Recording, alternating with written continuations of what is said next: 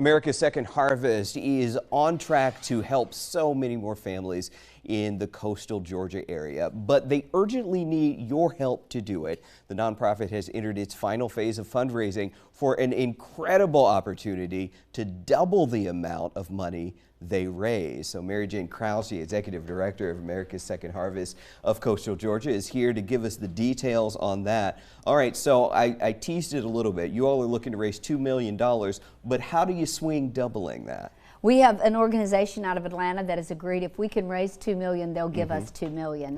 And then we can wrap up our campaign. We literally will be at the finish line and we'll have raised all the funds to be able to pay for our new building. All right, so they're going to match funds then. So this last $2 million, that goes for what? It's still for the construction, the kitchen equipment, the pallet racking, things like that that you've got to have to operate. You know, it's one thing to build a building, but if you don't have the ovens and the coolers and the freezers, doesn't do you much good. So this is a whole big project, and this will wrap up everything for us if we can raise this last $2 million. Because we want it done right.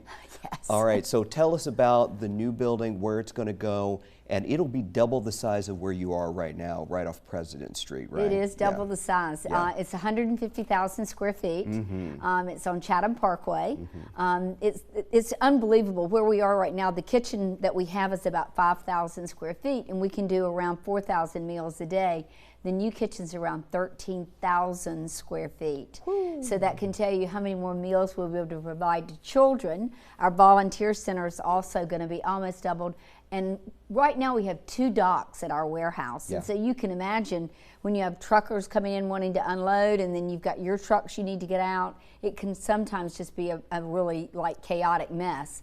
We'll have 10 docks at the new warehouse. Oh, come on. And you'll be right off the freeway, and so that makes it easy access for them, right? Huge access. When people call us now and want to donate, sometimes they're like, well, you're an hour off 95 each way, and we're like, yes. And they're like, well, I'm going to just keep going until I find a food bank that's closer to the interstate. We can't lose that. We can't lose that food. And it happened really recently with a load of cantaloupes. And so I'm like, well, if you can just wait a little bit, we'll be ready for you next time. We won't miss out. So that'll be really good. All right, so you mentioned volunteering. We have some video. So WSAV, we came out for our Founders Day. We volunteered. I was out there. Tina Tyashaw, Kim Gusby, our general manager, David Hart, was there. There's Kim.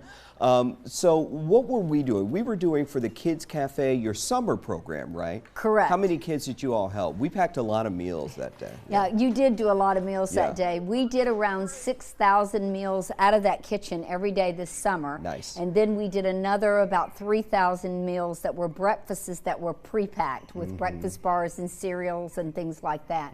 So we did about 7,000 meals average a day. During the month of June, we distributed over 100,000 meals to children right here in our area through that program. And with the new kitchen, we'll be able to do even more. And so now we're out of the summer month. School is starting this week for most of the kids. So what programs are you doing, are you kicking off now that the school year is starting? We'll be going back to our Kids Cafe program, which is an after-school program where the children come in, they have tutoring, homework assistance, enrichment activities, and they'll get a hot evening meal. So when they go back to school the next day, their homework's done, they understand it, and they won't be holding the rest of the class back. And they've also had something good to eat and nutritious. So, you know, they'll be ready to learn again. Okay, I want to give everybody, we've created a link on our website to your website where they can donate. It's wsav.com/help-end-hunger. But as we're looking at that, Mary Jo, sell this for us. Like if someone's watching and they're thinking, well, maybe I should give, maybe I can help,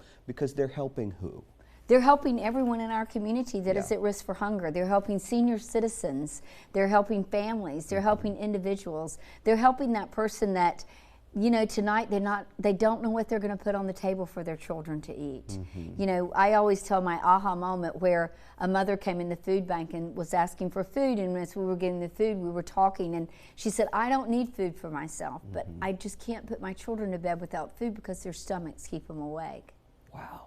And it happens right here, and we hear those stories so much that it's, you know, they have a flat tire, and if they don't get the tire fixed, then they can't go to work. And so it just snowballs for them.